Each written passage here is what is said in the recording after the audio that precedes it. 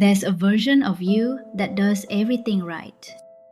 You get a raise, you throw it at your student loans, you get a bonus, debt payment, you cut subscriptions, skip vacations, eat at home, all of it going toward one goal, zero debt. And 5 years later, you're debt free. You're also broke, not because you did something wrong, because the thing you were optimizing for was never the right target.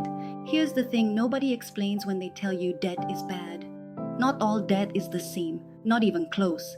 And the advice you got, pay it off all of it as fast as you can, was written for one type of debt. But you've been applying it to every type of debt you have. That's the mistake. This isn't about being reckless with money. It's about understanding that debt is a math problem first and a psychology problem second. And most people are solving the psychology problem.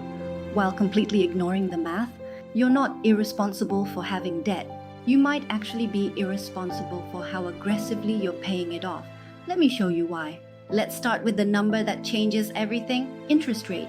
Every debt you have comes with one. Your student loans, maybe 4 to 7%. Your car loan, maybe 5 to 8%.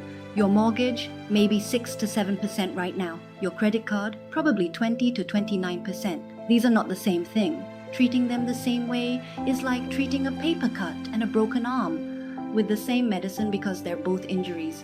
And in a minute, I'll show you exactly where the line is. The number that separates debt you should attack from debt you should leave alone. But first, let's talk about what's happening on the other side. Here's the math most people never run. The S&P 500, just a broad index of American stocks, has returned an average of about 10% per year over the last 50 years. After inflation, call it 7% real returns. So let's say you have a student loan at 5% interest and you have an extra $500 a month. Option A, you throw that $500 at the loan. You're saving yourself 5% in interest, guaranteed. Option B, you pay the minimum on the loan and invest that $500 instead. You're earning historically closer to 10%. Same $500, same month.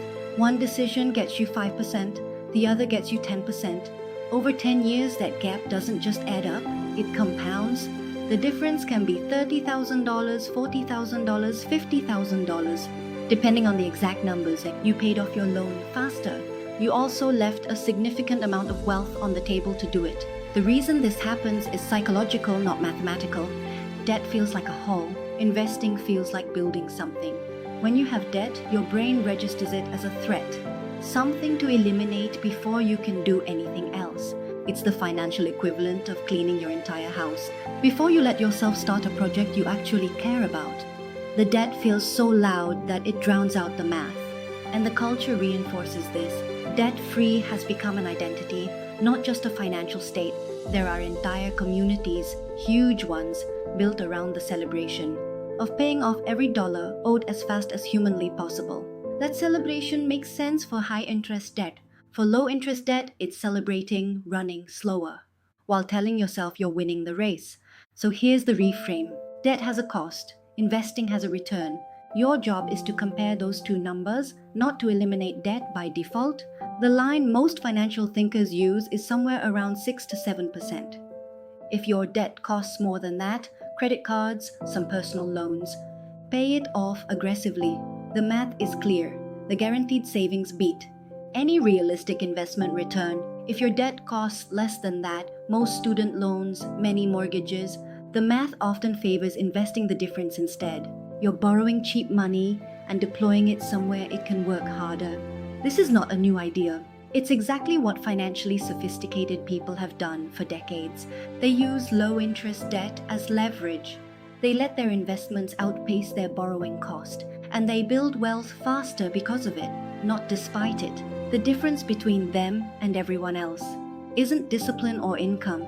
It's the willingness to look at debt as a math problem instead of a moral failing. So what does this actually look like in practice?